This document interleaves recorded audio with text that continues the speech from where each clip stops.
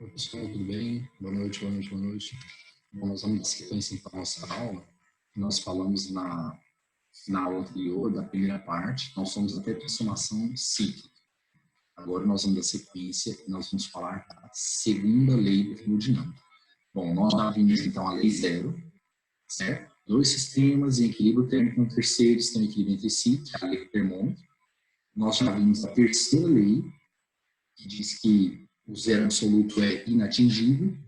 Nós vimos a primeira nessa aula de termodinâmica, parte 1, e agora nós vamos ver a segunda. Gente, a primeira lei, vocês se lembram, né? Ela nada mais é do que o princípio da conservação da energia, né? De acordo com a primeira lei, a energia tem que se conservar. Já a segunda lei, ela discute outros aspectos, certo? Eu vou falar o texto dela aqui, vou contar com vocês aqui o texto, e aí a gente discute o que ela quer dizer nas entrelinhas. Então ela fala assim: é impossível a construção de qualquer dispositivo que, operando ciclicamente, tenha como único efeito retirar calor de um sistema e convertê-lo integralmente em energia mecânica. Trabalho. Então, assim, de maneira mais simples, qual seria o enunciado, então? Não existe, certo? Nenhuma máquina capaz de transformar integralmente calor em trabalho, certo? Então é isso que a segunda lei quer dizer. Então não existe nenhuma máquina capaz de converter integralmente calor em trabalho, certo? Tá, isso é o texto. Agora vamos entender o que isso quer dizer aí nas entrelinhas. Então vamos lá, imagina a seguinte situação, gente. Você tem aqui a superfície, certo? O chão. Aí você tem uma bola, beleza? Aí você vai lá e dá uma bica na bola, certo? E aí a bola vai até parar, certo? Tudo bem? Vai deslizando e rolando até parar. Bom, o que a gente pode dizer? Que a bola tinha uma certa velocidade, ela ganhou uma certa velocidade quando você deu o chute. Você, ao chutar, você aplicou uma força na bola, certo? Foi feito um impulso e ela ganhou uma certa velocidade. Pô, desculpa. Aqui, ó, tirei esse zero aqui. Então, no início, a bola tinha ela adquiriu uma certa velocidade inicial, né? A partir da pancada que ela levou. Aí, devido ao atrito, o que aconteceu com essa bola? Ela foi parando, foi freando, perdão, até parar, não é isso? Certo? No fim, a gente pode dizer, então, que a velocidade dela vale zero. Beleza? A velocidade dela é zero. Bom, então, o que foi que aconteceu? A gente percebe que ao longo desse trajeto, ao longo desse percurso, a energia cinética adquirida pela bolinha foi sendo gradativamente perdida na forma de energia térmica, não é assim? Então, devido ao atrito entre as superfícies, a energia cinética foi reduzindo e transformando-se em calor. Calor do tipo sensível. Opa, não. Calor do tipo sensível. Uma vez que ocorre uma variação de temperatura, não está mudando de fase aqui, beleza? Okay. E a minha pergunta é a seguinte: isso que acabou de acontecer é normal? Energia mecânica virando energia térmica? Perfeitamente normal, certo? Porque tudo tem atrito. E toda vez que o atrito entra em ação, esse atrito cinético, né, de deslizamento, toda vez que ele entra em ação, ele pega a energia e transforma em energia térmica, beleza? Então, isso que a gente acabou de discutir é normal, né? Então, por favor, vou escrever aqui. Ó. O que é normal? Normal é a energia mecânica sendo convertida em energia térmica. Eu vou colocar aqui, normal. O normal é a mecânica sendo convertida em térmica. A mecânica, gente, é uma forma mais organizada de energia. A energia térmica é uma forma desorganizada de energia. Então, a gente percebe que o normal é você ir da forma mais organizada de energia para a menos organizada, certo? Beleza. Agora a pergunta é, e o contrário? E o contrário, gente? Você chutou a bolinha, aí ela foi movendo até parar. Esquentou tanto a bola quanto o meio, certo? E o contrário, então? Quer dizer que se eu repor aquele calor que ela perdeu, ela volta? Você vai lá e pega assim, não, peraí, deixa eu repor o que você perdeu aí. Aí você devolve aquela energia perdida na fonte de calor, você devolve aquele calor e ela restitui a energia cinética? Não. A gente sabe que o contrário não faz sentido aqui, certo? Então, nem tudo que tem a ida tem a volta. Então, na natureza, a gente trabalha com dois tipos de processo. Os reversíveis e os irreversíveis. Esse aqui é um caso de processo irreversível. Então, essa condição que a bola atingiu, você não vai conseguir fazer a bola voltar como era antes, tudo bem? Beleza? E na natureza, o normal é isso, né? O normal são os processos irreversíveis. E toda vez que existir atrito ou resistência do ar, o processo será irreversível, certo? Mas com um pi, certo? Irreversível, horroroso. Mas acho que eu perderei a ideia. Então, o que é comum na natureza? A energia organizada diminuir e a energia desorganizada aumentar, certo? Então, na natureza, as coisas tendem a um aumento da desordem, para o aumento da entropia, que foi o nome da grandeza, que foi o nome dado à grandeza associada ao grau de desordem. Então, olha só, então, na natureza, as coisas têm um sentido preferencial para acontecer, que é o do aumento da desordem, aumento da entropia, diminuição da energia mecânica e aumento da energia térmica, certo? Tudo bem? Você vê que nesse caso, o contrário não faz sentido. Então, trata-se de um processo irreversível. Ok? Agora, a minha pergunta é, mas tem alguma situação em que é possível voltar? Sim, existem processos que são ditos reversíveis, mas na prática, eles são muito complicados de serem obtidos porque tudo tem atrito, né? Tudo tem resistência. Então, teria que ser um cabo livre de qualquer tipo de atrito, de qualquer tipo de dissipação. Na prática, isso não faz muito sentido, certo? Tudo bem?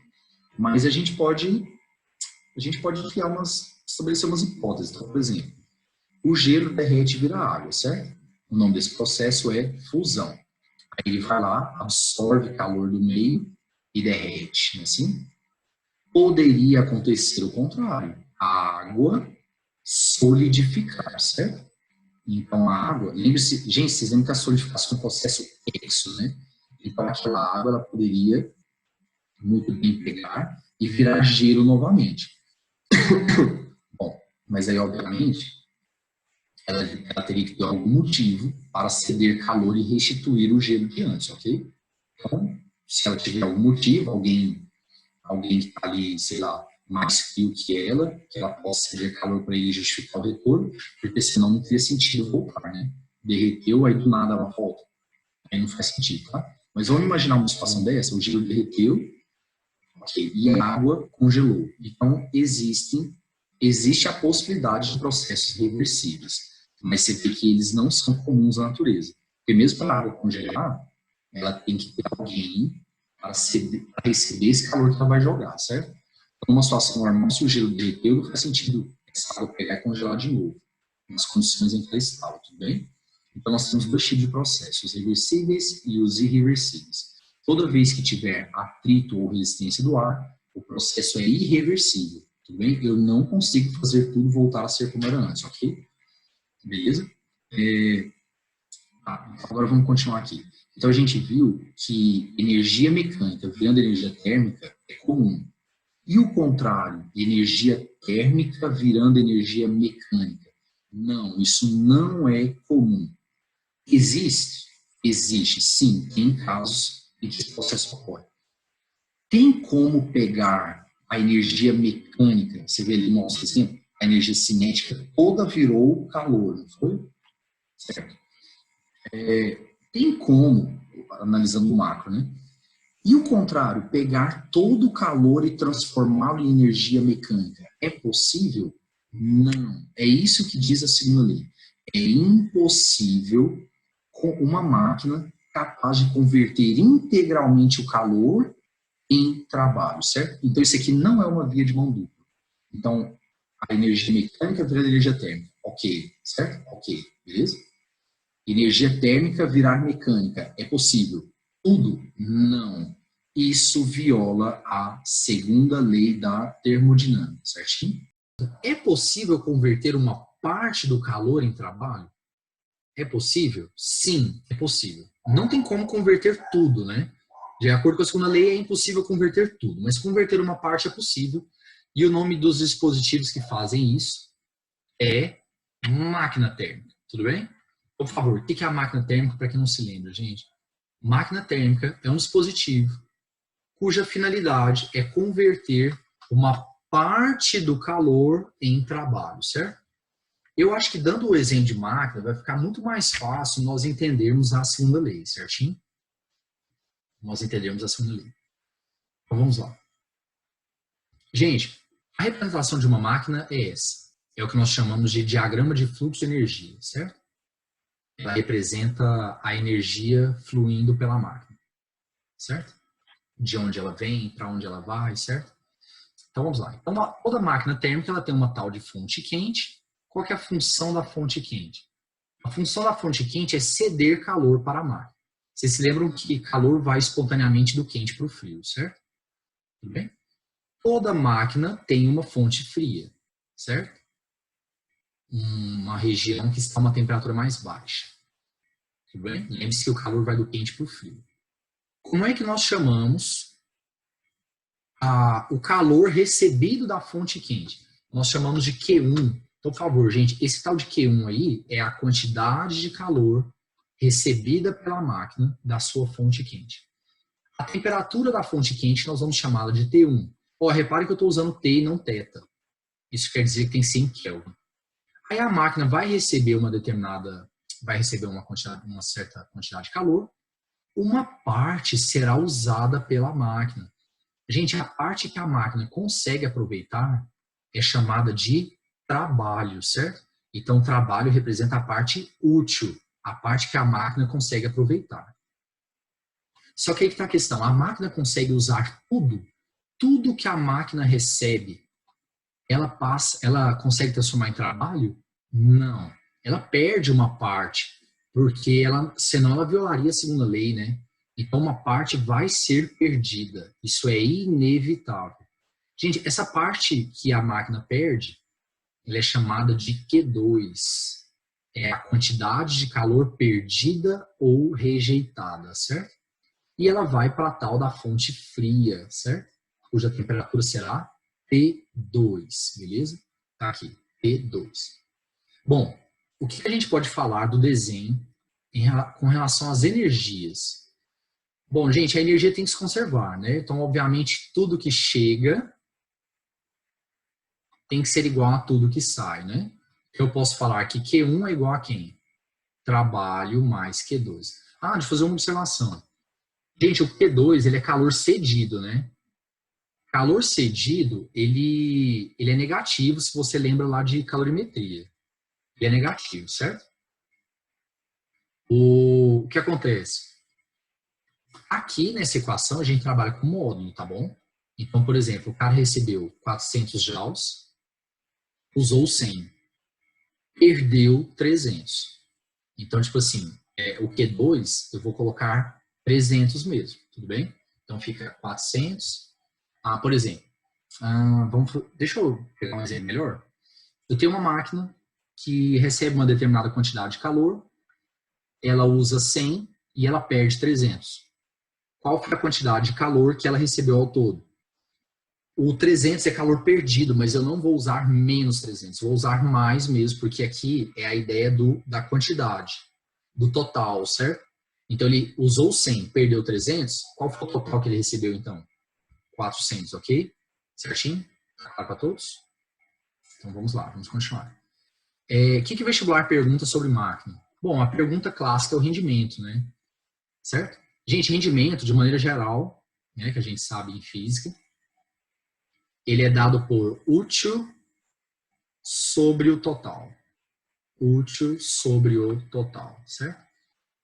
Então, rendimento é útil sobre total. Trabalho sobre Q1, certinho? Rendimento é trabalho sobre Q1. Se você isolar o trabalho na fórmula de cima, você vai chegar em uma outra maneira de calcular o rendimento, certo? Eu queria fazer uma pergunta, gente. Existe máquina de rendimento igual a 1, 100%? Não, com certeza não, certo? Porque isso violaria a segunda lei, tudo bem? Isso violaria a segunda lei, tá bom? Certo? Bom, vamos citar um exemplo de máquina para tornar a coisa menos abstrata. O corpo humano é um ótimo exemplo de máquina, certo? Não se esqueça, o corpo humano é um ótimo exemplo. Gente, o corpo humano, como é que funciona? Ele recebe calor via alimentação, então os alimentos fazem um papel de fonte quente, certo? E uma parte é usada pelo corpo para realizar trabalho, beleza? Então, uma parte é utilizada pelo corpo para realizar trabalho, para fazer suas atividades. Então, eu recebo energia via alimentação, aí eu vou lá e uso para falar, não é isso? Para andar, certo? Para mover aqui as mãos. Então, você vê que eu pego e transformo uma parte daquela energia em energia útil. Consigo usar tudo? Não. É impossível transformar todo o calor dos alimentos em energia útil para mim. Por quê? Porque eu perco calor para o meio. Isso é inevitável. Eu estou em contato com o meio e estou cedendo para ele. Então é inevitável. Você vê que realmente a segunda lei ela é bem feliz. Quando diz que a gente não consegue pegar tudo e transformá-lo em algo útil, certo? Tudo bem? Então eu não consigo transformar tudo. Eu perco. Quer ver um exemplo? Eu perco energia, por exemplo, na forma de radiação eletromagnética para o meio ambiente. Coisa que a gente viu até lá em propagação do calor, certo? Então, nesse momento, eu estou liberando energia para o meio. Beleza? Uma outra forma é quando você vai ao vaso, certo? Quando você vai ao vaso e despeja fezes e urina. Lá você também está eliminando resíduos. Obviamente, você está perdendo energia, certo? Tudo bem? Então seria essa a ideia, certo? O ser humano, ele é uma máquina de rendimento bem pequenininho, viu, gente? Bem pequeno.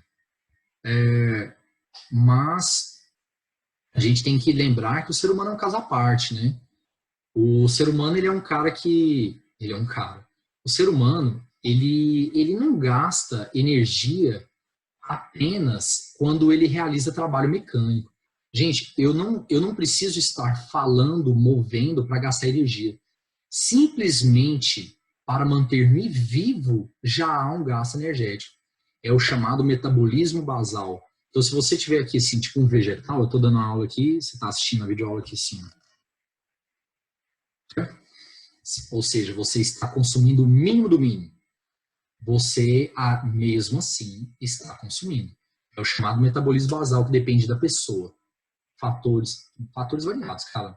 Sedentarismo ou não, idade, sexo, certinho? Tudo bem? Beleza, então vamos continuar. Então é isso. Com relação às máquinas térmicas, é isso, ok? Beleza, vamos falar agora sobre um caso particular, que é a chamada máquina de Carnot. Gente, a máquina de Carnot ela foi pensada em 1824 pelo engenheiro francês Nicolas Sadi Carnot. Para quem não se lembra, a máquina de Carnot ela é uma máquina teórica. Ela é uma máquina teórica. Ela é impossível de ser feita na prática. É impossível fazê-la na prática, ok? Ela é teórica, certo? Aí você me questiona assim, então para quê? Para que eu quero estudar uma máquina que eu não consigo colocar na prática? Que eu não consigo tirar do papel? É o seguinte, para quem não se lembra, a máquina de Carnot conseguiu provar que a máquina dele é a que tem o maior rendimento possível para aquelas temperaturas. Então, a máquina de Carnot, ela é a máquina perfeita, certo? Dentro das limitações da termodinâmica, que não tem como converter todo o calor em trabalho, né? Então, a máquina de Carnot é aquela que tem o maior rendimento de todas, certo? Carnot, então, imaginou uma máquina que seria a melhor, aquela de maior rendimento. Entretanto, essa máquina, ela é impossível, tudo bem? Ah, então voltando à pergunta, para que eu vou estudar um troço que é impossível?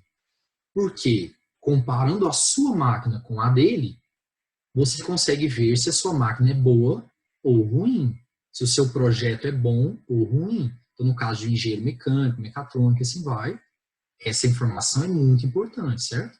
Carnot conseguiu demonstrar, então, gente, que o ciclo da máquina dele é o de maior rendimento possível.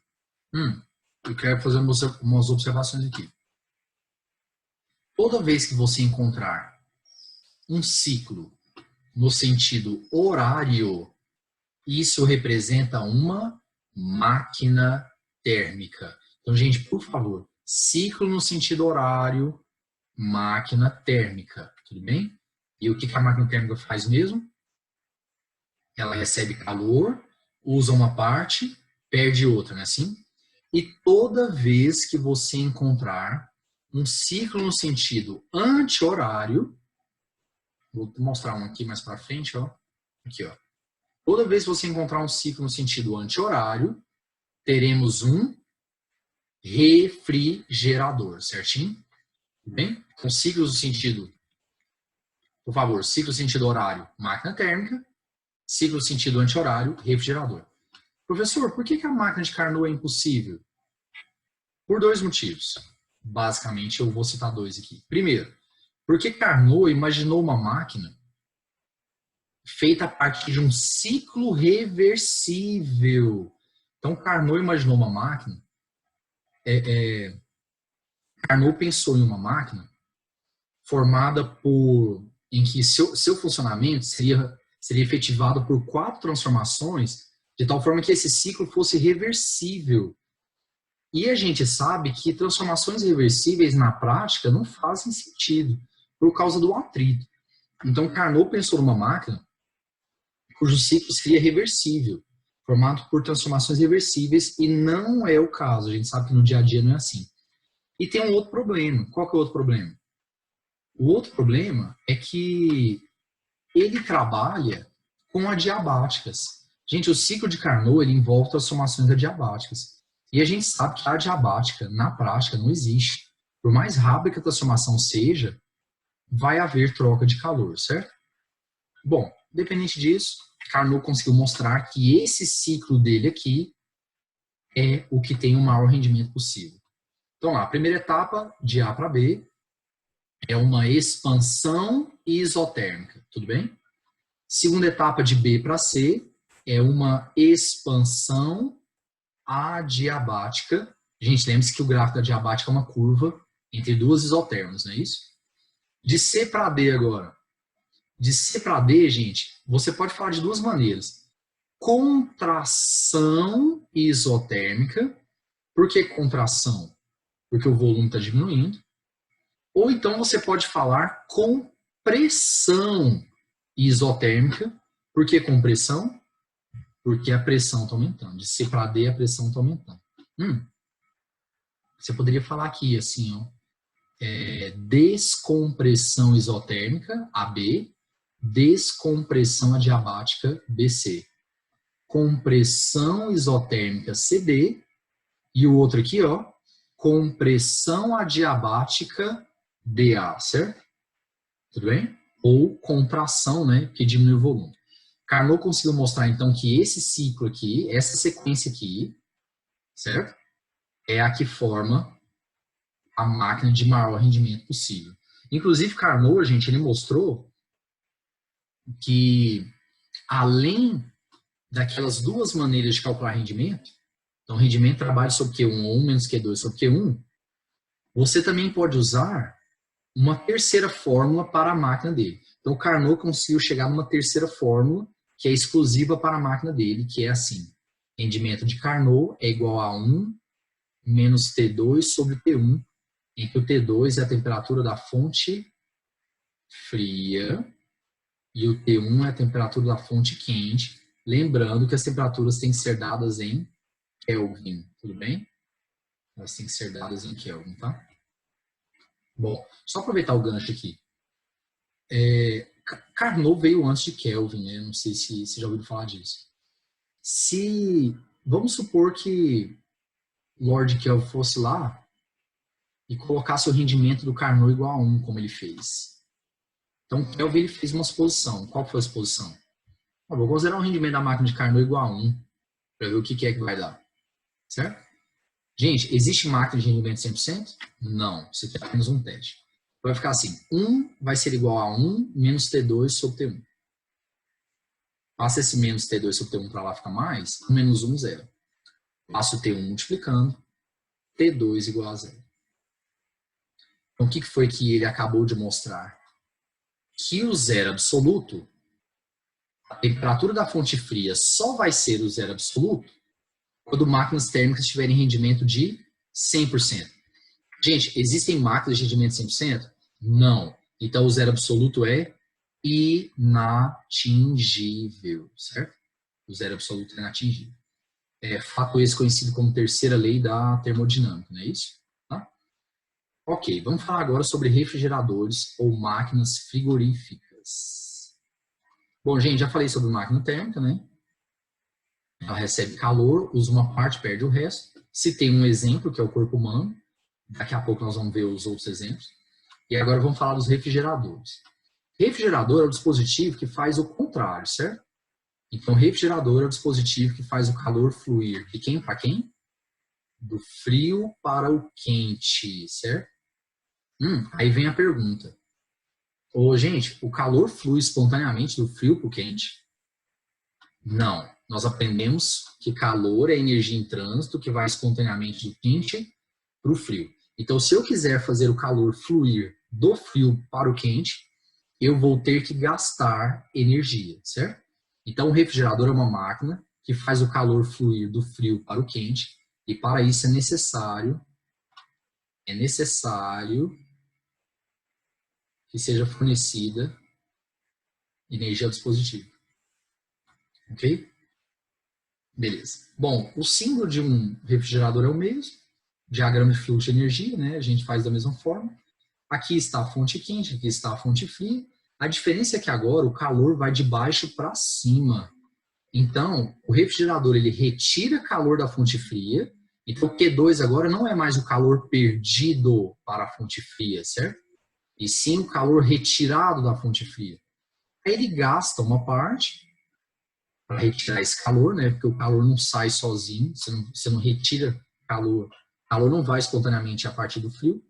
Então ele gasta energia para isso. O trabalho representa esse gasto, certo? E cede calor para a fonte quente. O Q1 ele representa isso, a quantidade de calor cedido para a fonte quente, certo? Beleza. Gente, aquela equação que nós vimos continua valendo, viu? Q1 é igual a trabalho mais Q2. Não mudou nada. Ok? Continua da mesma forma. Só que agora o calor flui ao contrário. Beleza? Gente, quando o assunto é refrigerador, a gente define um negócio chamado de eficiência. Para quem não se lembra, o que é eficiência? A eficiência é dada por Q2 sobre trabalho. Q2 sobre trabalho. Professor, de onde veio esse negócio? Olha só, gente. Para que eu seja eficiente, o que eu tenho que fazer? Para que eu seja eficiente, eu tenho que fazer o que eu quero, gastando pouco. É uma verdade. Eu quero realizar a minha tarefa, eu quero realizar a maior quantidade de tarefa possível, gastando pouco. Isso é ser eficiente, ok? Então, olha só o que acontece. Qual que é a intenção do refrigerador? Retirar calor da fonte fria, Q2. E o trabalho representa o que eu gasto. Então, para que eu seja eficiente, eu tenho que retirar muito gastando pouco. Então, a eficiência é dada pela razão entre o Q2, que é o que eu quero fazer, pelo trabalho, que é o que eu gasto para fazer aquilo, certinho? Não há nenhuma restrição com relação à eficiência ser maior ou menor que 1, não tem nada a ver, tá, gente? Nada a ver. Eficiência pode ser maior, pode ser menor. Então, por exemplo, uma eficiência igual a 3. O que isso quer dizer? 3 é igual a Q2 sobre o trabalho. Ok? passo o trabalho multiplicando, Q2 igual a 3 vezes o trabalho. O que isso quer dizer? Que eu estou retirando da fonte fria uma quantidade de energia 3 vezes maior do que eu gasto para aquilo. Ou seja, muito bom, eu sou eficiente, certo? Eu não gasto tanto quando comparado ao resultado que eu tenho, certo? Beleza? Ok. Aí, agora eu quero discutir com vocês é o seguinte, como é que funciona essa questão? Como é que funciona essa questão? Como é que um refrigerador funciona? Vamos pegar um exemplo clássico da geladeira, que é o que já caiu no vestibular várias vezes. Pessoal, esse aqui é uma figura de... Esse aqui é uma figura de uma geladeira comum, certo? Uma geladeira comum. Aí olha só o que acontece. Vamos lá. Geladeira velha, tá? Modelo antigo.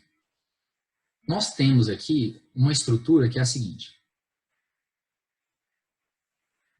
Lá em cima, nós temos uma tubulação por onde passa uma substância. O nome dela é freon, certo? O freon ele é um CFC, ele é um clorofluorcarbono, ele agride a camada de ozônio, certo? Tudo bem? Antigamente o pessoal usava amônia, mas a amônia é tóxica, é um perigo, cara. Se vaza amônia é um perigo, certo? Eles estão procurando hoje em dia substitutos. Eles começaram a usar HFCs, H de hidrogênio, trocando um cloro, por exemplo, por hidrogênio. O professor de orgânica para me corrigir caso eu esteja errado. Mas o HFC mostrou-se também ineficiente com relação à questão do aquecimento global. Ele promove o aumento. Então, tá difícil, tá difícil. Mas, via de regra, o freon ainda é nossa substância. Então, olha só. Então, aqui você tem uma geladeira comum, existe uma substância que circula lá dentro, o nome dela é freon. Lá no início, gente, no início o freon tá bem aqui no evaporador. No início, o freon, ele é líquido, certo? Aí, o que é que ele faz? Ele retira calor lá de dentro do congelador. Então, no início, o freon é líquido e ele retira calor lá de dentro do refrigerador, certinho? Olha só, ao retirar calor, ele deixa o congelador frio, a região fria, ele recebe aquele calor e muda de fase, certo? Ele vira vapor, tudo bem? O freon vai lá, retira calor e vira vapor, beleza? Vaporização é um processo endo, né? Ele absorveu, deixou o meio frio e ele virou vapor. Aí esse vapor ele vai ser conduzido pela tubulação até chegar ao compressor. Gente, quando chega no compressor, o próprio nome diz, né? O compressor vai lá e aperta, certo? Comprime o freon. Nós vimos lá em mudança de estado que quando você comprime um vapor, chega um determinado momento em que ele condensa, não é assim? Chega um determinado momento em que ele condensa, ok? Certo? E a condensação é um processo libera calor. Gente, a condensação ela ocorre aqui atrás, nessas grades, em forma de serpentina. Essa região que é chamada de radiador ou condensador. Então, é nessa região que o freon, que era vapor, vai virar líquido de novo e vai liberar calor. Gente, ele vai liberar calor para a parte de fora, que é a parte quente. Então, você vê que realmente a geladeira ela é um refrigerador. Ela retira do frio e cede para o quente, certo? Agora, aí que vem a questão. Ela cederia espontaneamente? O freon foi lá, retirou calor, virou vapor. Ele ia virar líquido do nada, sozinho? De novo? Não. Ele só virou líquido porque o compressor foi lá e exigiu isso dele. Obviamente que o compressor ele está gastando energia para funcionar. Então a geladeira vai consumir. Ela precisa gastar para fazer aquilo, certo? Tudo bem? Ok. Beleza. Aí, apertou, virou líquido de novo. então ele será devolvido para o congelador, reiniciando o ciclo, certo? Reiniciando o ciclo. Ciclo no sentido, lembre-se, hein? Ciclo no sentido anti-horário. Falou em refrigerador, ciclo no sentido anti-horário, beleza? Ó, deixa eu fazer um comentário aqui. Esse aqui já caiu muitas vezes, né? Na FUVEST, foi a última vez que eu vi. Você tá lá, aquele calorzão, dia quente, cara, e você não tem ar-condicionado em casa. E tá aquele sofrimento, ai meu pai, que calor, que calor, que calor, que calor. Aí você tem a brilhante ideia. Você tava aqui, você rolava na cama e nada, assim aqui. Ai, que saco. Essa é uma ideia. Vou lá pra cozinha, vou abrir a geladeira, botar meu colchão ali e vou deitar. Então vou lá pra cozinha, abrir a geladeira, botar meu colchão ali e vou deitar. Certo? E vou aguardar. Vai esfriar, beleza, igual ar-condicionado. E aí, funciona? Geladeira funciona como ar-condicionado? Não. Não. Geladeira não funciona como ar-condicionado. Gente, olha só, vamos lá, vamos imaginar a situação. Então você foi lá, fechou a cozinha, botou seu colchão ali, em frente à porta, abriu a porta da geladeira, certo? Quando você abre a porta da geladeira, o ar quente aqui de fora, que tem uma maior pressão, né, temperatura maior, suas partículas mais agitadas, ele vai entrar, porque os fluidos movem da maior para a menor pressão. Então o ar quente ele vai pegar e vai entrar, empurrando o ar frio para fora. Inclusive, quando você abre a porta, você sente, né, o arzinho gelado, que é exatamente esse ar frio que foi expulso. Beleza. Aí o ar quente entrou. Quando o ar quente entra, a geladeira vai lá e vai retirar calor dele, o freon, né? O freon vai lá e vai retirar calor dele, vai resfriar aquele ar e o freon vai virar vapor, não é isso? Aí o freon vira vapor, vai lá para trás, o compressor aperta, não é isso? E ele libera calor, certinho? Libera calor para o meio, que no caso é a cozinha, aquecendo o ar da cozinha. Aí o que acontece? Então aqueceu o ar da cozinha, o ar aqui está quente de novo e vai entrar. E vai entrar. E o que vai acontecer é esse ciclo sem fim de aquecer o ar lá, aí ele esquenta e entra na geladeira de novo. Aí a geladeira libera calor lá atrás, esquenta o ar, ele entra de novo. Então, na verdade, ela está continuamente esquentando o ar lá de fora, é ou não é? Porque ela está liberando calor toda hora, porque o ar quente não para de entrar, não para, certo? A geladeira vai começar a trabalhar cada vez mais, e quanto mais ela trabalha, mais energia ela dissipa por efeito Joule. Então já não bastasse o calor que é perdido para o meio de forma pela máquina, ainda tem a questão da dissipação por efeito Joule. Então o efeito vai ser pior, vai ficar um inferno lá dentro, vai ficar muito quente, certo? Então não funciona como ar-condicionado, tudo bem? E se eu quiser transformá-la, tem como? Tem. Faça um buraco na parede do tamanho da geladeira e encaixe com o radiador para o outro lado. O nome disso é ar-condicionado. Ar-condicionado, o motor está do lado de fora, o radiador está do lado de fora, certo? De tal forma que o calor liberado vá para fora, esquente o ar lá fora e o ar quente é menos denso, sobe e vai embora. Isso daí nem me interessa. Agora, se eu deixar o ar quente preso ali, ele vai ficar entrando continuamente na geladeira, uma vez que a porta dela está aberta, certo? Tudo bem? Então, realmente, não resolve, tá? Não resolve. Certinho?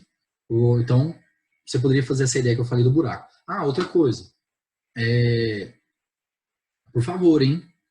Não fique colocando coisa para secar aqui atrás, né? Porque o ideal é que a geladeira tenha uma folga. Uma folga para que ela ceda calor, o ar quente, o ar receba, aqueça e suba. Tudo bem? Beleza? Porque olha só o que acontece. Muitas vezes as pessoas, elas querem, por exemplo, secar roupa ali atrás. Gente, se você secar roupa ali atrás, você vai lá e estende a roupa no radiador. A geladeira começa a ceder calor e o ar fica quente, mas ele fica preso, uma parte fica presa, certo? E aí o que acontece? Com a temperatura subindo, a diferença de temperatura entre o radiador e a do meio vai ficar cada vez menor. E quanto menor for essa diferença, pior para a geladeira, certo? O interessante é liberar o calor e ir embora, porque você não começa a esquentar ali, ó, começa a esquentar aqui nessa região, e se chegar um momento em que a temperatura do meio ficar igual ao do condensador, então esse calor não vai fluir mais, porque o calor vai do quente para o frio, né? Então aquele calor que o cara liberaria, isso já vai ficar complicado de ser conseguido, beleza? Tudo bem? Eu tenho aqui uns exemplos para discutir com vocês de situações interessantes do dia a dia. Esse aqui foi um cara que colocou o motor dentro, né? Colocou o radiador dentro. Parabéns para ele. Esse aqui é a mesma coisa que geladeira com a porta aberta. Esse aqui fez o caso extremo. Ele colocou o radiador para dentro e o aparelho para fora. Então, olha só que delícia. Tá jogando o ar quente tudo aqui para dentro. Aí o ventilador empurra o bafo na cara dele. E se ele quiser deixar a geladeira aberta, então, para garantir, fica melhor.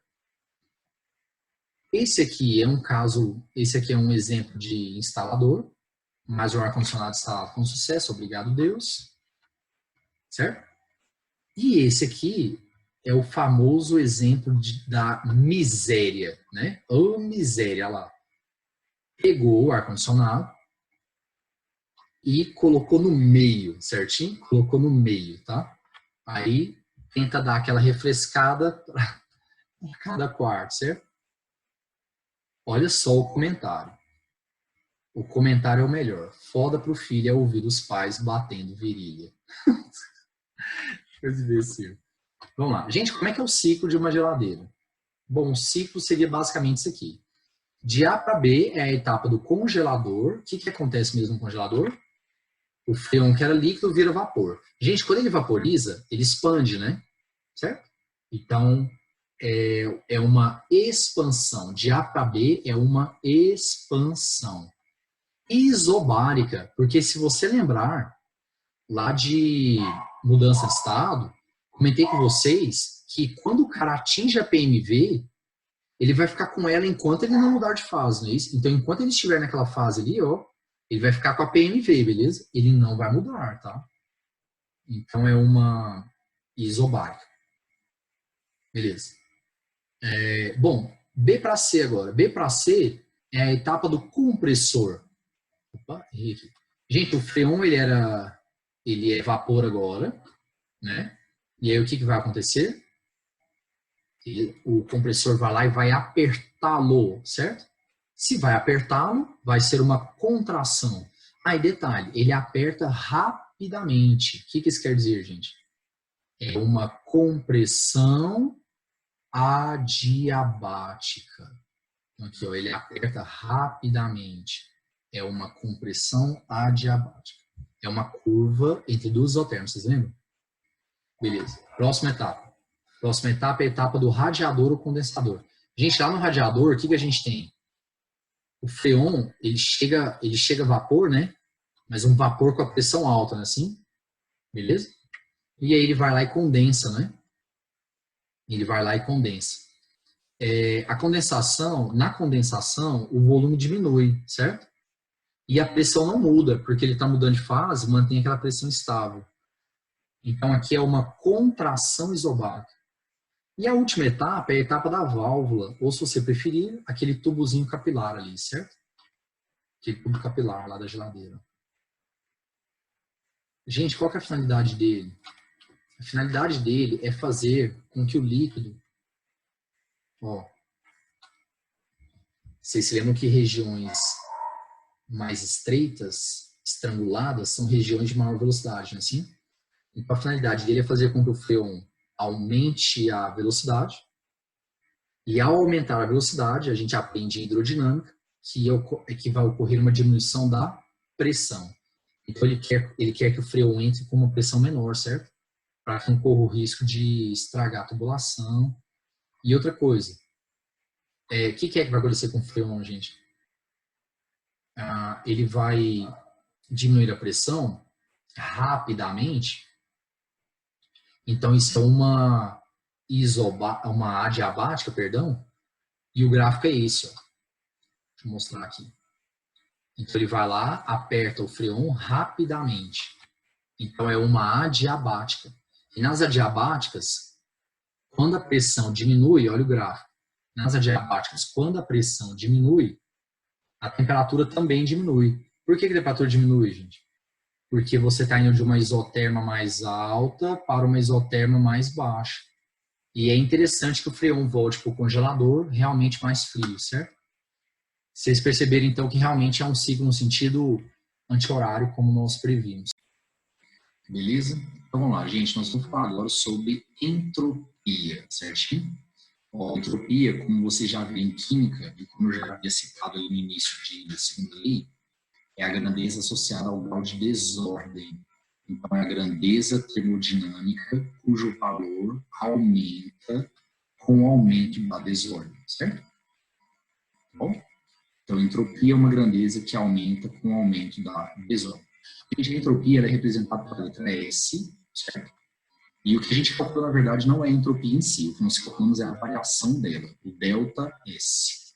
Ó, por definição, a variação de entropia ela é dada por quantidade de calor sobre a temperatura absoluta, certo? Vocês viram, né? Usando T e não θ. Então, quer dizer que tem 100 Kelvin. A unidade oficial seria, então, Joule por Kelvin, tá bom? Joule por Kelvin.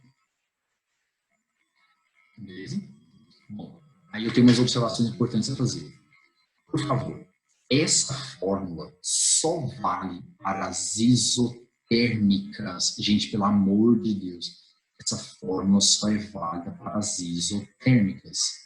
E se a transformação for adiabática, eu também não tenho que me preocupar.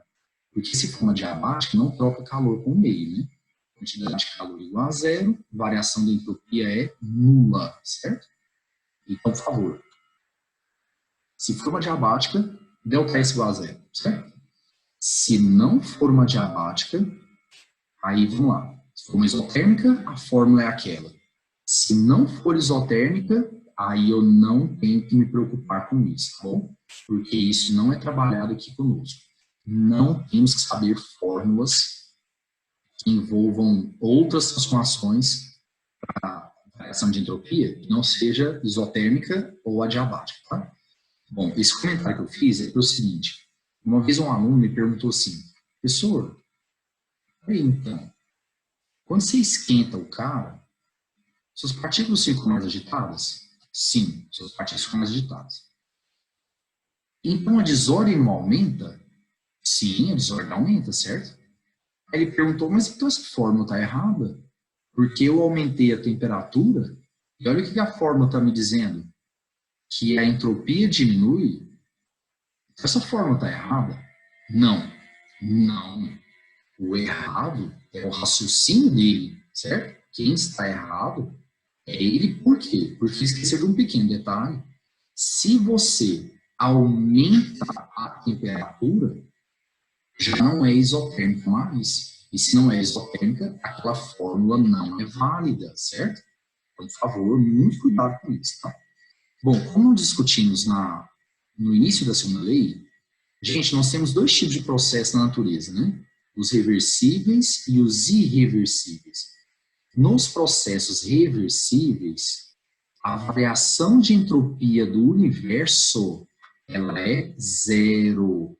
Então, só, toda vez que o processo for reversível, a variação de entropia do universo será nula, tá bom? Quer dizer o seguinte, o processo reversível é aquele que vai e volta. Então, a gente não pode mexer na desordem do universo. E se a desordem mudar, se a desordem aumentar, então é porque já foi, eu não tenho como voltar. Então, se o processo é reversível, se ele tem a ida e ele pode ter a volta, então a gente tem que manter tudo como está. Então, o delta S do universo tem que ser igual a zero. Aí alguém pode questionar assim, o que é isso, delta S do universo?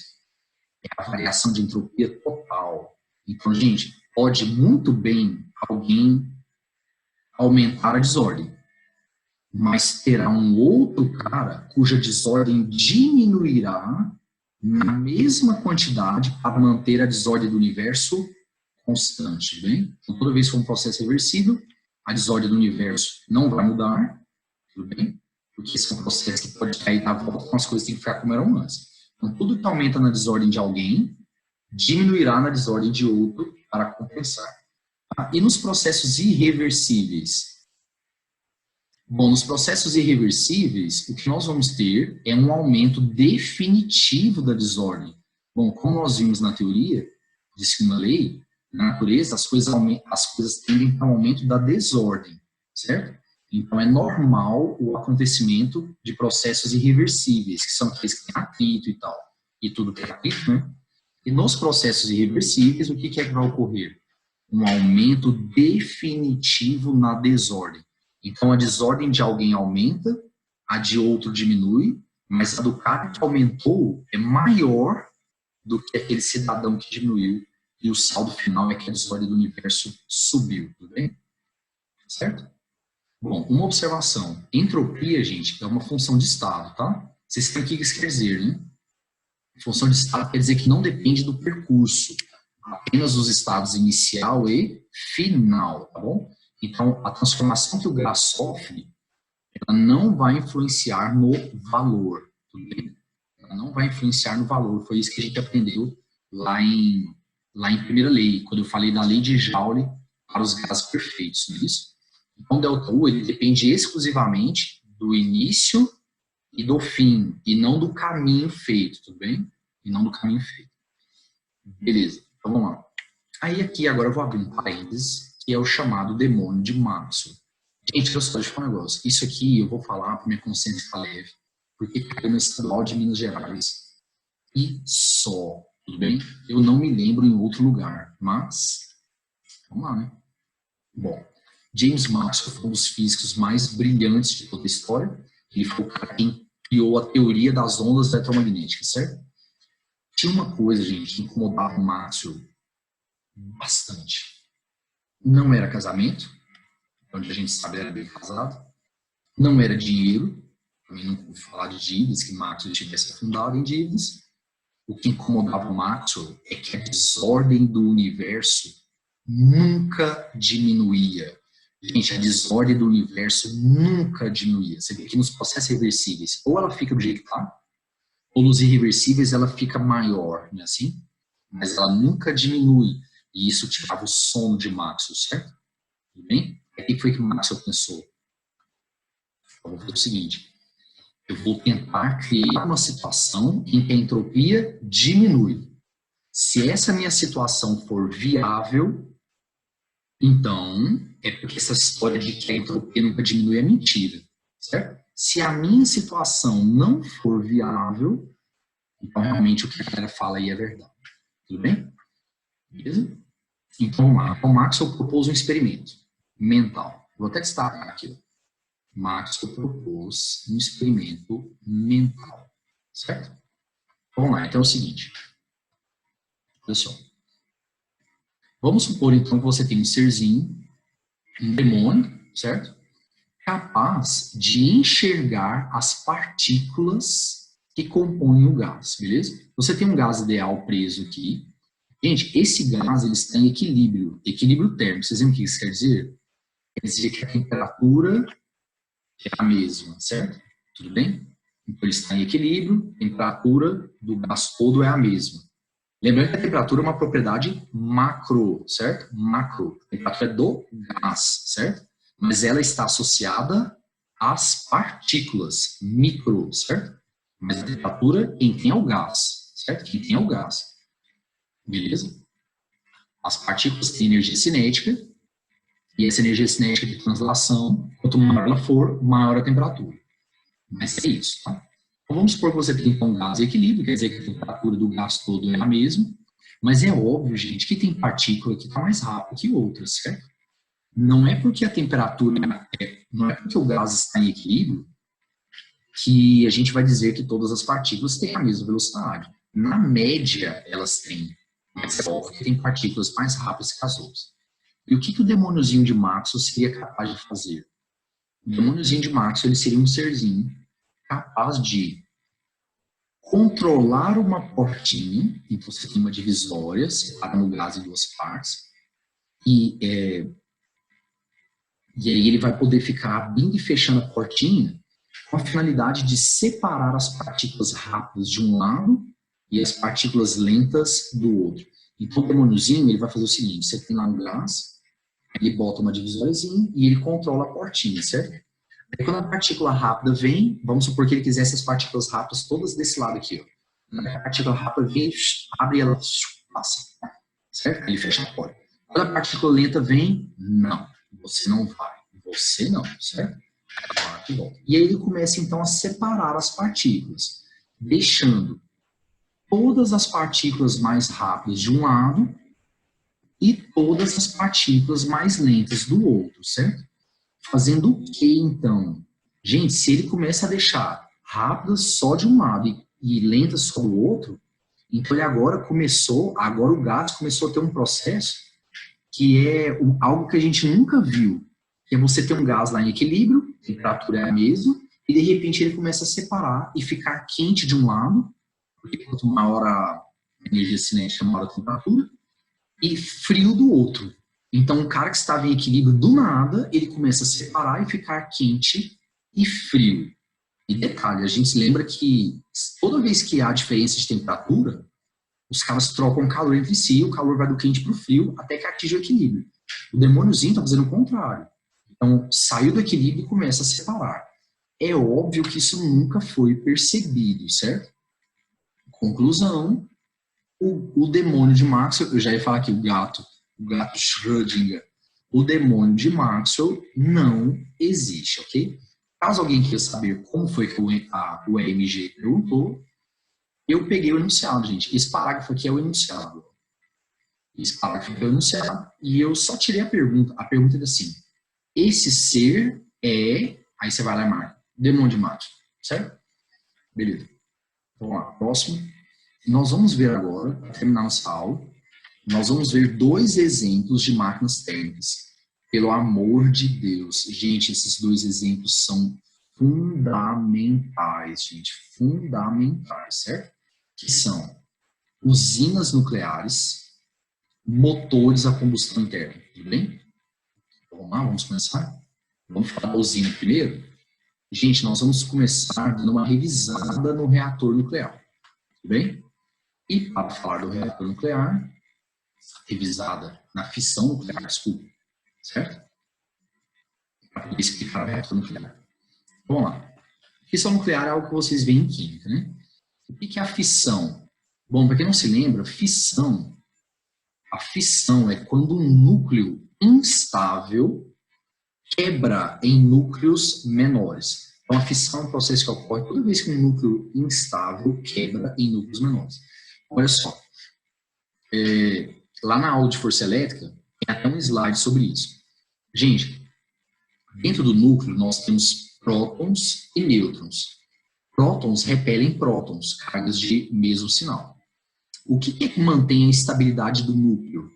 Uma força que surge quando a distância é muito pequena.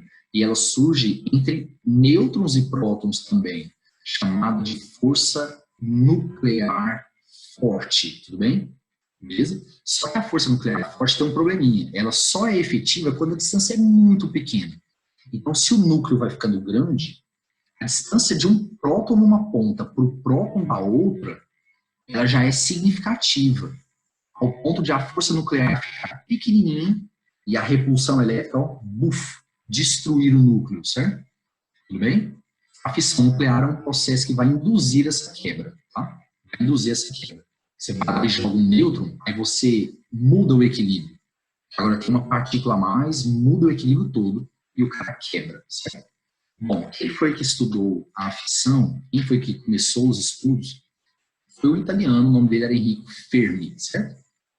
E Fermi começou bombardeando urânio com nêutrons, beleza? Então, o estudo da fissão começa com Enrico Fermi, em 1964, com bombardeamento de urânio com nêutrons, beleza? Gente, Fermi percebeu que ao bombardear o urânio com nêutron, houve uma quebra em coisas menores. Beleza, foi descoberta a fissão, mas ele não sabia qual era a equação que representava o que ele acabava de fazer, que ele tinha acabado de fazer, ou que ele acabara de fazer, certo? Beleza. Em 1938, dois alemães chegaram à resposta. Otto Hahn e Fritz Strassmann, certo? Na verdade, essa versão aqui é muito correta, viu? Essa é uma versão que a gente encontra em livros tradicionais, mas, na verdade, a descoberta foi feita pela orientadora de um deles, chamada Lisa Meitner, tudo bem? Lisa Meitner foi a principal responsável por dar o andamento, orientando Hahn e Strassmann. Agora sim, me falha a memória se ela é orientadora de quem, certo? Se era dos dois, se era só de um, parece que é parentesco com um, era orientador do outro. Me falha a memória aí, gente. Bom, eles perceberam então que bombardeando o urânio com nêutrons acontecia esse fato aqui. Então, olha só, urânio 235, então isótopo 235 do urânio, sendo bombardeado com um nêutron, transforma-se em urânio 236. Esse símbolo aqui é de instabilidade. Então, o urânio 236 ele vai lá e quebra em núcleos menores, que podem ser, por exemplo, bário, plutônio, e no caso de serem esses dois, ocorrerá a liberação de 3 nêutrons, e esse processo libera muita energia. Energia essa que é usada para o funcionamento da usina, certo? Tudo bem? Então, aí que está o segredo. É a partir da energia liberada na fissão nuclear é que a usina nuclear funciona, tudo bem? Ó, um comentário aqui, gente. Quando a equação da fissão foi obtida, os cientistas se depararam com um problema, que era o seguinte: a massa dos produtos ela era menor do que a dos reagentes, certo? A massa dos produtos ela era menor do que a dos reagentes. E aí o primeiro raciocínio foi: o Lavoisier estava errado, certo? Lavoisier estava errado, esse negócio de a massa conserva. Não. Cuidado. Na verdade, o que essa equação mostrou é que Einstein estava certo. Gente, Einstein havia teorizado que massa ela pode ser convertida em energia, tudo bem? Isso ocorre nos processos nucleares. Então, a gente percebe nos processos nucleares variações de massa que se transformaram em energia ou energia que virou massa, certo? E aí, o que eles fizeram? Eles pegaram a massa dos produtos, pegaram a massa dos reagentes, fizeram a diferença. E esse valor que sumiu, né, jogando na equação de Einstein, que é a variação da energia é igual à variação da massa C quadrado, é o que nós chamamos de equivalência massa-energia, certo? Jogando na equação de Einstein, eles encontraram exatamente a massa que desapareceu. Então, se você pegar a energia liberada no processo, jogar na equação de Einstein, você vai encontrar exatamente a massa que desapareceu, certinho? Beleza. Bom, vamos lá. Gente, se nós pegarmos esses 3 nêutrons liberados aqui e direcioná-los para outros átomos de urânio, então nós iniciaremos a chamada reação em cadeia, certo? A primeira reação em cadeia foi obtida pelo próprio Henry Fermi em 1942 na cidade de Chicago, certo? Gente, bacana. Então é só começar, né? Mandou o nêutron, pá, vida que segue. Não, não é assim. Não é assim. A reação em cadeia ela tem várias exigências. Então, por exemplo, a colisão é efetiva do nêutron com o urânio quando o nêutron está lento, certo? Então, tem que ter um elemento moderador que faça com que o nêutron perca velocidade, porque na hora que ocorre a fissão, os nêutrons saem com grande energia, certo? E, obviamente, que vou ter que reduzir essa velocidade deles para que eles colidam de maneira efetiva com o urânio e continue a quebra. Então, para isso, o pessoal usa deutério, é água pesada, né? Tudo bem? Eles colocam deutério para que o nêutron colida com os átomos de hidrogênio e reduza a velocidade para chegar no urânio mais lento. Mas eu diria que para a gente aqui o que importa não é nem essa questão. É a questão que na natureza nós temos outro isótopo do urânio, que é o 238. E ele não é físsil, certo? Ele não é físsil desse jeito aqui. Então, por favor, a reação em cadeia normalmente não ocorre.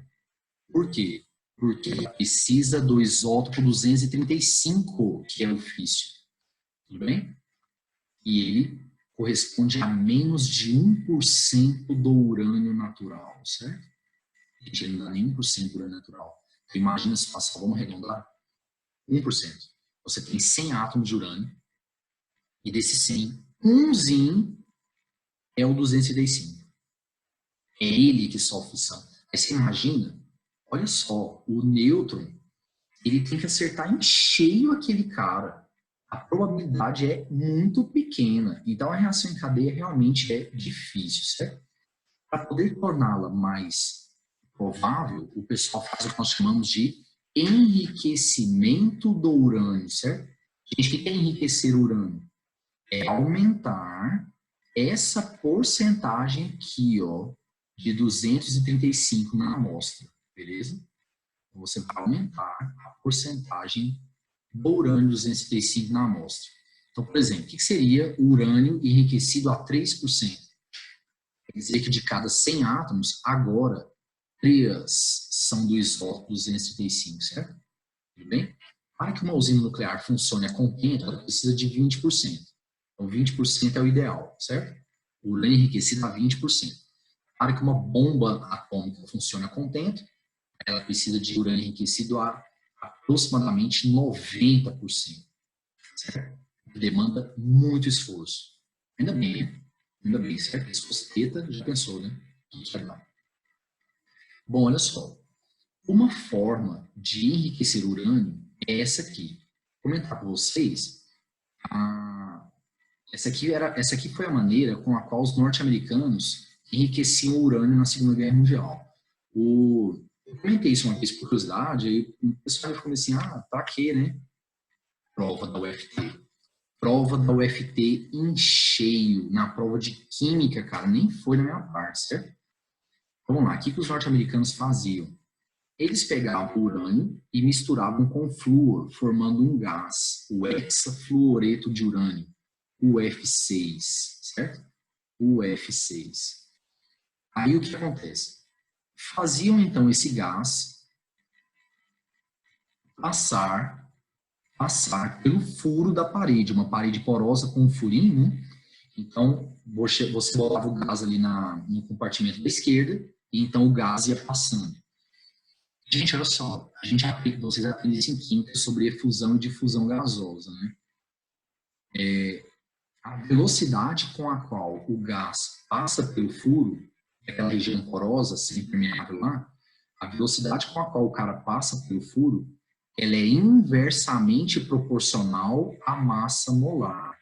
Então, quem tiver a menor massa molar terá a maior velocidade e as partículas vão escapar mais rápido, certo? Vão passar mais rápido.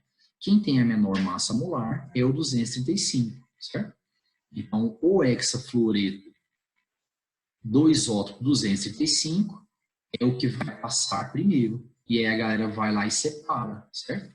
Você vai lá e separa e vai juntando, vai juntando, vai juntando. Os norte-americanos levaram alguns anos para juntar uma bola de beisebol que fez o estrago todo que fez, certo? Tudo bem? Bom, comentário aqui. O que acontece com 238, então, hein? 238 não sofre fissão, né? E aí, o que acontece com ele? O que acontece com ele é o seguinte.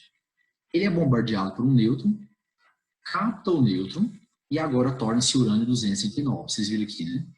Número de massa, número de nêutrons, perdão, 147. Beleza? Aí o que acontece? Ele fica instável e emite uma partícula beta. Gente, vocês aprendem em química que a partícula beta, ela nada mais é que um elétron, certo? Pelo menos a carga e tal, tudo igual. E ela é derivada de um nêutron que estava no núcleo e se desintegrou, transformando-se em um próton e um elétron, certo? Em que o elétron aqui seria a partícula beta. Então, o que é que vai acontecer ali? Ele fica instável e emite a partícula beta. A partícula beta vem de um nêutron. Então, olha só o que aconteceu. Eram 147 nêutrons, viraram 146. Certo? Aí, um nêutron virou um próton e um elétron. Vocês podem reparar que o elétron foi embora, aqui, é a partícula beta, e aumentou o número atômico. Ó. Antes era 92 e agora 93. Então, conclusão, não é mais o urânio. O cara mudou. Então, agora é um outro elemento químico. Gente, esse elemento químico, o primeiro pós-urânio, ele ficou conhecido como netúnio, certo? Tudo bem? Aí depois, em homenagem ao planeta Netuno, aí o netúnio também é instável, ele emite outra partícula beta, quer dizer que outro nêutron desintegra, lá, ó, 145, emite uma partícula beta, que é o elétron, e o número atômico aumenta mais um, tornando-se o plutônio 239, certo? O plutônio, esse sim, esse é físsil, certo? Então ele quebra em núcleos menores, tá? Ao ser bombardeado. E os norte-americanos descobriram isso e utilizaram então desse conhecimento para construir uma outra bomba que foi lançada em Nagasaki, certo? Tudo bem? Ok. Então tá, vamos continuar? É o seguinte, só um comentário rápido sobre a bomba atômica. Gente, como que é chamada a massa mínima a partir da qual, uma vez começada a fissão, ela consegue se manter, a reação em cadeia consegue se manter. O nome disso o nome desse fato é massa, não dessa massa, né? É massa crítica. Por favor, o que é a massa crítica? É a quantidade mínima necessária para que, uma vez iniciado o processo de fissão, ele torne-se autossustentável. Então, a reação em cadeia continua, tudo bem? O que seria, então, a massa subcrítica? Bom, gente, ela é abaixo da crítica. Então, se ocorrer um processo de fissão, ele não se sustenta. Então, começou, ameaçou, não virou, não vingou. Já a supercrítica é aquela que a reação em cadeia não só se sustenta, como ela cresce. Ela cresce exponencialmente, tudo bem? Olha só, numa bomba atômica, o que é que eles fazem? Eles pegam dois pedaços subcríticos, de tal forma que unidos tornar-se-iam um supercrítico. Então, eles não andam com uma massa supercrítica, lógico, porque qualquer coisinha, se tiver uma fissão, começou, certo? Então, eles deixam duas massas subcríticas, de tal forma que, na totalidade, daria uma supercrítica. Aí, o que acontece? Aqui você tem, então, os pedaços subcríticos. Aqui você tem uma fonte de nêutrons. E o que nós vamos fazer é jogar uma subcrítica na outra. Então, para isso, toda bomba vai ter que ter um dinamite, vai ter que ter dinamite para explodir. E essa massa subcrítica é lançada, certo? Ao encontro dos nêutrons, tudo bem? E aí começa. E aí agora temos duas massas que dão uma supercrítica e aí começa o processo, beleza? Ok. Bom, agora vamos entender então como é que funciona a usina. Bom, gente, a ideia é a seguinte. Aqui estão as barras de combustível, certo? Bem? Onde nós temos o urânio que vai sofrer fissão, o urânio físsil. Bom, aqui nós temos água. Essa água aqui é chamada de água primária, certo? O nome dela é água primária. Essa água primária, gente, ela atinge temperaturas elevadíssimas sem ferver, tudo bem? Ela não ferve porque a pressão sobre ela é imensa. A pressão é essa feita pelo pressurizador aqui, certo? Gente, com qual finalidade, hein? Qual que é a finalidade dessa pressão? Por que tem que ter essa pressão tão alta assim? Porque se a pressão for muito elevada, sistema lá de mudança de estado, quanto maior a pressão, maior a temperatura de ebulição. Se a pressão falta demais, aquela água permanece líquida, ela não vai ferver, tudo bem? Porque se ela ferver, o que acontece? Ao ferver, expande, não é isso? E vai ocupar um espaço muito grande, beleza? Então não é essa a intenção, ok? Olha só. Essa água primária, muito cuidado, ela está contaminada, hein? Porque ela está em contato direto com o urânio. Bem? Beleza. Temos então uma bomba que vai levar a água pela tubulação até chegar aqui e entrar em contato com outra água, chamada de água secundária, certo? Gente, por favor, não é contato direto. Não é contato direto, certo? Não pode. Perdão. Não pode. Não pode ser contato direto porque a água primária está contaminada. A água primária, então, ela vai ceder calor para a secundária por condução. Então, através da tubulação metálica, a energia vai se propagando até chegar à água secundária. A água secundária, então, recebe energia, certo? E ela muda de fase, virando vapor, tudo bem? Sofre um processo de evaporação. O vapor, então, vai ser conduzido pela tubulação até tocar as hélices.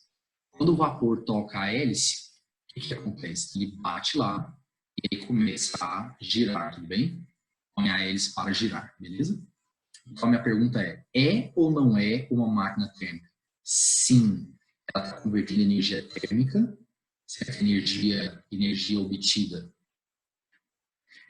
lá do urânio, que foi usada para aquecer a água primária, que foi usada para aquecer e/ou mudar de fase a água secundária, certo? Ah, tu fala assim, e/ou, é porque é o seguinte, a água pode estar esquentando e uma parte evaporando, certo? Porque eu não sei se vocês se lembram, nós discutimos isso em calorimetria, enquanto varia a temperatura, enquanto ele muda de fase, perdão, não muda a temperatura. Mas é óbvio que tem algumas partes da água que estão evaporando, enquanto outras partes estão recebendo calor e aquecendo. Então, cada caso é um caso que é mais complexo, certo? Tudo bem? Então, esse aqui é uma máquina térmica. Ela está pegando energia térmica, que foi usada para transformar a água em vapor, e está transformando em energia mecânica, mais precisamente energia cinética de rotação, certinho? Energia cinética de rotação, beleza? Aí vem a pergunta, toda energia térmica vira energia mecânica? Não, é lógico que não. Não existe máquina térmica de rendimento 100%, não é isso? Ela vai perder uma parte, é óbvio. Gente, ela perde para o meio. Ela perde para o meio, isso é natural. Então, ela vai ceder calor para o meio, isso é natural, certo? Bom, ligado a hélice, nós temos o gerador. Então, o que vai acontecer? As hélices vão começar a girar, e aí você vai fazer, então, a espira girar na presença de um campo magnético, produzindo, então, uma corrente elétrica induzida, certo? Tudo bem? Beleza. Só que essa parte de eletricidade aí vai para indução. Aqui na termologia, nós vamos até isso, certo? Até a turbina girando, tá? Bom, para não desperdiçar, o vapor não é liberado. Então, o vapor é levado para uma região chamada de condensador, onde ele entra em contato, certo? Com água fria de fora. Vocês podem reparar que todo usina fica em região que tem a água. Lago, rio, mar. Esse vapor, então, ele cederá calor para a água fria e ele vai condensar, certo? Lembre-se que a condensação é exo, né? Ele condensa e volta para o reator. Enquanto aquela água fria recebeu calor, ela vai esquentar, uma parte também evapora, né, como a gente acabou de discutir, e ela não é devolvida imediatamente para o meio ambiente. Eles aguardam um pouco na torre de resfriamento para depois devolvê-la, porque se ela voltar quente demais, você vai afetar de maneira definitiva o ecossistema aquático, certo? Tudo bem? Gente, o Enem 2014 fez uma pergunta sobre poluição térmica. Poluição térmica é quando a ação do homem altera a temperatura do ambiente. Então, ali no caso, o Enem perguntava em qual etapa da usina nuclear ocorre a poluição térmica. Em qual etapa a ação do homem está poluindo o ambiente de forma, aquecendo-o, certo? Então, o homem está poluindo o ambiente a partir do aquecimento do ambiente. Está aqui no condensador. É aqui no condensador que a água de fora recebe calor, fica quente e é devolvida mais quente para o meio, certo? Poluindo o meio, certo? Poluindo termicamente, beleza? Ok? Bom, aqui eu peguei uma figura para a gente poder ver as torres de resfriamento. Tá? Interessante, cara. Esse aqui é um complexo de uma usina nuclear. Bom, mas pode levar aqui, ó, a parte da distribuição de energia, né? Então, levando para a cidade, certo? Bom, qual que é a diferença entre a nuclear e uma termoelétrica? Gente, a ideia delas é basicamente a mesma. A diferença é a forma com a qual eu obtenho energia, certo? Na nuclear, a energia é obtida a partir da fissão do urânio. Já A gente está estudando aqui nucleares que usam urânio como combustível, tá? Obviamente existem outras substâncias. Já a termoelétrica, ela se baseia na queima de combustíveis fósseis. Então você tem lá madeira, carvão, certo? Tudo bem? Você vai queimar esses combustíveis, certo? Você vai queimar, e essa queima vai liberar calor, vai liberar energia, o processo de combustão é isso, e esse calor liberado é usado para aquecer a água, e aí fica tudo igual. Então a água vai lá, esquenta, tudo bem? Uma pressão elevadíssima, lembra? Para não mudar de fase. Você vê que no caso da termoelétrica, não tem a secundária, só tem a primária. Ou então, se você quiser chamar essa aqui de secundária, não tem a primária, certo? Do jeito que você quiser, mas só tem uma água, não tem duas. Não tem aquela necessidade de separar primária e secundária. Só tem uma água. Aí essa água, então, vai, certo? Beleza? Vai receber energia, beleza? Vai ficar super quente. Depois ela vai para a tubulação, ela vaporiza, e o vapor vai e toca a turbina, certo? Quando ele toca a turbina, ele faz a turbina girar. Então você vê que a ideia é a mesma, né? O vapor, a energia térmica, certo? Obtida a partir da queima de combustíveis fósseis, virando energia mecânica, certo? Lembrando que nem tudo vira energia mecânica, né? Uma parte é perdida para o meio, certo? Aí esse vapor vai, entra em contato com água fria de fora, condensa e começa tudo de novo, certinho? Bom, eu peguei aqui o ciclo de uma usina termoelétrica para a gente poder ver. Engraçado, ano passado, eu acrescentei esse negócio, eu falei, pessoal, gente, eu vou colocar porque vai que, né? O Enem nunca cobrou e tal. Realmente, o Enem não cobrou ainda. Pelo menos eu não me lembro. Mas caiu na prova do INSPER, lá em São Paulo.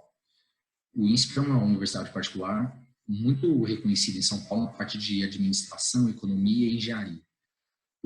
A prova do INSPER é feita para a VUNESP. Então, quem for fazer prova da VUNESP, fica a dica, mas você vê que esses detalhes, cara, não, bobagem, isso aqui, e tá lá o cara, certo? Então, vamos cuidar com isso aí. Vamos ver o ciclo, então? É o seguinte. A primeira etapa é a etapa da caldeira, certo? Gente, lá na caldeira, o que é que acontece? Lá na caldeira ocorre a queima do combustível fóssil, não é isso? E essa queima faz com que a água receba calor e mude de fase posteriormente. Então, lá na caldeira, a água vira vapor. Gente, quando a água vaporiza, ela expande, não é assim? E, como eu acabei de comentar lá em refrigeradores, lembra lá de mudança de fase? Enquanto o cara está mudando de fase, a pressão dele é fixa. A pressão dele é a PMV, né? Assim? PMV, certo? Então, você vê que aquele gráfico é uma expansão isobárica, certo? Expansão isobárica porque está mudando de fase, então a pressão é mantida a mesma, é a PMV, pressão de equilíbrio. Na usina nuclear, gente, isso aqui seria o reator, né? Esse aqui seria o reator. Beleza, próximo. Turbina. Essa etapa BC é a etapa da turbina. O que é que acontece, hein? É o seguinte, o vapor chega e encontra uma região imensa, que é a da turbina. E ele faz isso aqui, ó. Ele expande rapidamente, certo? Pessoal, o que quer dizer rapidamente? Perfeito. Adiabática. Então, isso aqui é uma expansão. Você vê que o volume está aumentando. Expansão adiabática. E detalhe, a pressão diminui, né? Você viu que a pressão diminuiu e fica condizente com a figura. O vapor, ele sai com pressão baixa, tudo bem? Certinho? Vapor a baixa pressão. Ok? Beleza, vamos lá. Continuando aqui. Próxima etapa. Próxima etapa é a etapa do condensador. Então, quando chegar no condensador, o que o vapor faz? Ele vira água de novo. Ao virar água, ele contrai. E enquanto ele está mudando de fase, a pressão dele é a PMV, certo? Então, teremos uma isobárica, certo? É óbvio, gente, que enquanto muda de fase, também não muda a temperatura, certo? Mas não é o que eu estou querendo discutir aqui agora. Isso daí já ficou lá em calorimetria. E a última etapa é a etapa da bomba. Então, o que a bomba faz? A bomba faz isso aqui, ó. Se você observar o desenho, ela vai lá e empurra a água de volta. Então, a bomba, gente, ela vai lá e empurra a água de volta. De que maneira? Aumentando a pressão nela. Então, a bomba vai lá e aperta, aumenta a pressão e os fluidos movem da maior para a menor pressão. Aí a água volta, certo? Qual transformação é essa aqui que representa a bomba? Gente, essa transformação aqui é uma compressão isovolumétrica, não é isso? Compressão isovolumétrica. Por que o volume não muda? Aí você tem que lembrar lá de mudança de estado. Gente, líquidos são praticamente incompressíveis. Então, se aperta, nada. Na prática, lógico que não é uma isovolumétrica perfeita. Isso aqui é só um gráfico teórico, tá bom? Beleza? Então tá aí. Fechamos o gráfico. Ciclo horário, não é isso? Todo ciclo no sentido horário representa uma máquina térmica, ok? Beleza. Eu escrevi aqui um resumo de tudo isso que eu falei, tá bom, gente? Certo? Coloquei até um pouquinho a mais sobre os maçoneiros de controle, mas, sinceramente, não há necessidade, beleza? E a última coisinha é o motor a combustão interna. Gente, nós vamos discutir aqui motores em que a combustão ocorre lá dentro deles, né, motores a combustão interna, e cujo combustível são álcool e gasolina. Então, a gente vai trabalhar aqui com o ciclo dos motores de carros movidos a álcool ou gasolina, certo?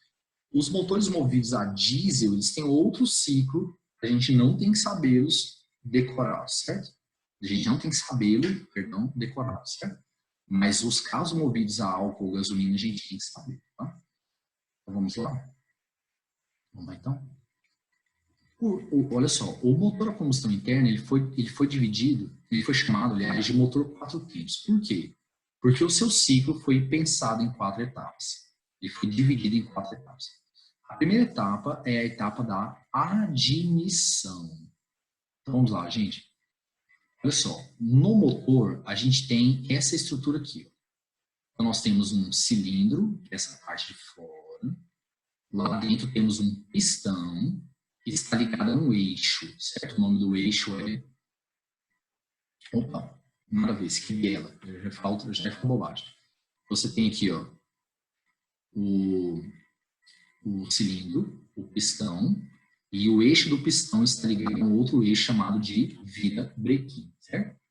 Aí nós temos aqui duas válvulas, a válvula de admissão e a válvula de escape, certo? E aqui nós temos a vela, que é quem é responsável por produzir a faísca, tá bom? Beleza. A primeira etapa é a etapa da admissão. O que acontece, gente, na etapa da admissão? Abre-se a válvula de admissão e a mistura ar e combustível entra. Gente, quando a mistura ar e combustível entra, o pistão desce, assim. Então, o pistão desce. Como a válvula está aberta, a pressão não muda, ela é praticamente a pressão externa. Então, aqui, ó. Então, a primeira etapa da admissão é uma expansão isobárica, certo? Abre-se a válvula e a mistura entra, certinho? Beleza. Segunda etapa. Etapa da compressão. Olha só. Etapa da compressão. É o seguinte. Abriu a válvula, a mistura entrou e empurrou o pistão para baixo, certo? Beleza? Aí o pistão desce, né? Gente, quando o pistão desce, quando ele desce, a válvula fecha. E no momento em que ele desce, o virabrequim gira, ele torce e empurra o pistão de volta. Esse GIF mostra direitinho, ó, gente. Então, olha só, o jeito que foi construído o motor, ele foi feito pensado nisso, para que ao descer o pistão, ele desloque e volte, certo? Desloque e volte. Beleza? Quando ele volta e comprime aquela mistura, certo? Comprime rapidamente. Então, isso quer dizer que é uma adiabática. Então, abriu a válvula, a mistura entrou, aí desceu o pistão, fechou a válvula, né? Aí o virabrequim vai lá, empurra de volta, aí ele volta e aperta, ele comprime a mistura ar e combustível, certo? comprime a mistura ar e combustível. Beleza? Gente, quanto mais essa mistura conseguir ficar comprimida sem explodir, porque vocês percebem aqui, ó, que como comprime rapidamente é uma adiabática, não é isso? Certo? Se é uma adiabática, o gráfico é uma curva entre duas isótermas. Aqui, ó. Beleza? Vocês percebem que a temperatura subiu, né? A gente foi da isoterma mais alta para mais baixa. Quanto mais o combustível aguentar esse aumento de temperatura sem explodir, maior é a sua octanagem, certo? E vocês veem isso em química, beleza? Tudo bem? Mas aí, eu não vou entrar em detalhes, até mesmo porque o professor de química discute e sabe bem mais do que eu sobre isso, ok? Tudo bem? Mas a gasolina é uma mistura de hidrocarbonetos, né? Uma mistura de alcanos, em que a octanagem tem uma taxa maior para o isoctano, certo? Ele normalmente é a referência boa de octanagem. Beleza, próxima etapa da explosão. O que é que acontece na etapa da explosão? Gente, lá na etapa da explosão, a mistura ar e combustível está bem comprimida, né? Aí agora é a hora da vela. Agora é a hora da vela, certo? A vela vai lá e vai produzir a faísca. Certo? Que vai fazer com que exploda a mistura, certinho? Gente, a etapa da explosão é dividida em duas partes. Na primeira parte, o que acontece? Você explode, certo? E ocorre um aumento súbito da temperatura e, consequentemente, da pressão, porque as partículas ficam muito agitadas, né? Elas ficam muito agitadas e aumenta a pressão. Então, aqui, ó, primeira etapa. Grande aumento da temperatura e da pressão, certo? É uma compressão isovolumétrica. Então, explodiu, aí as partículas ficam muito agitadas, e agora vem a segunda parte, que é quando começam a romper as ligações e formarem novas, e formarem os gases, né, da combustão. Então, a segunda parte, elas ficaram muito agitadas e começam a formarem os gases, e os gases vão então expandir, empurrando o pistão para baixo, certo? Gente, empurra rapidamente. Então, é uma expansão adiabática, certo? Expansão adiabática. E para a etapa da explosão, isso aqui, ó. Primeira parte. Aqui, ó. Compressão isovolumétrica. Segunda parte. Expansão adiabática, certinho? E a quarta e última etapa é a etapa do escape, certo?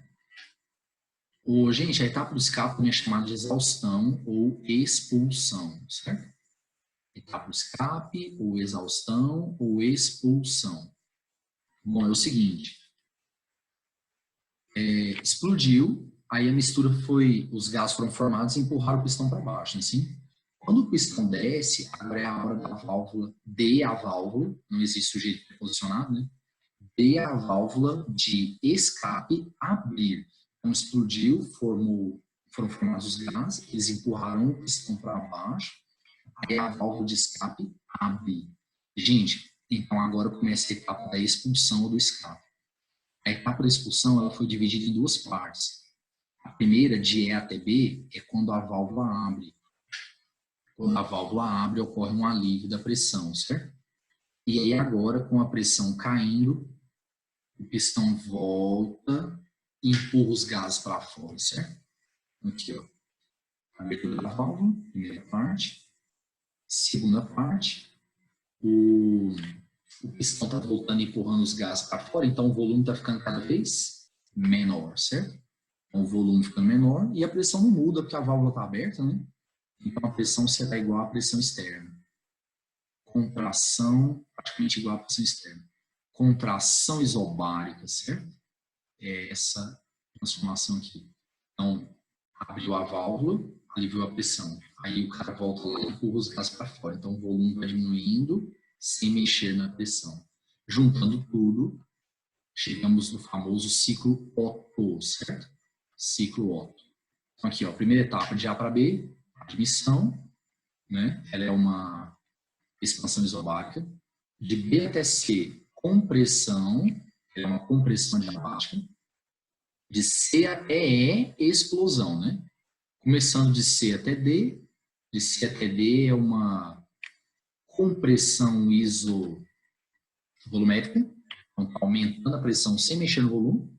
E de D até E, expansão adiabática, certo?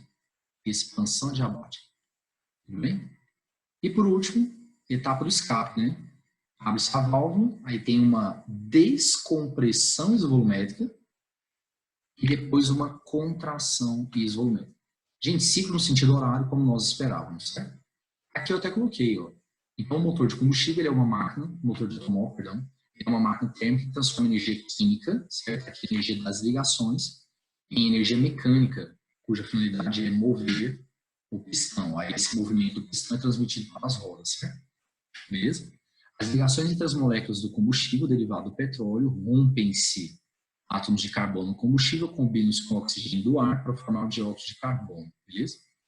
E aí o hidrogênio combina-se com o oxigênio para formar água. Porque o produto da combustão completa é esse, né? Gás carbônico e água. Beleza? Grande parte dessa energia liberada é transformada em energia térmica. Tudo bem? Ah, e outra coisa.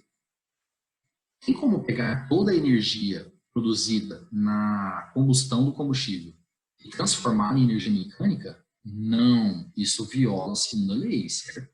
É óbvio que vai perder para o meio, tá? Vai perder para o meio. Quer dizer que o meio está fazendo um papel de fonte fria, né? Certinho? Beleza. Eu peguei um vídeo aqui para a gente poder ver o motor em ação. Vamos lá. Peraí, gente, só um pouquinho. Texto. Isso.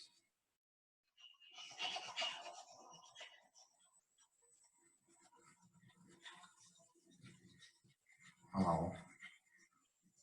Então, abre-se a válvula de admissão. Aí a mistura entra, depois fecha, comprime, explode, desce de novo. Deixa eu pegar do início aqui. Peguei fio da meada meio bagunçado. Então, agora lá, ó. Abre a válvula de admissão, a mistura entra, certo? Aí o pistão desce. Volta já com a válvula fechada. Aí comprime até explodir. Aí explode, produz os gases, desce, depois abre e escapa. Junta tudo. E é isso, beleza?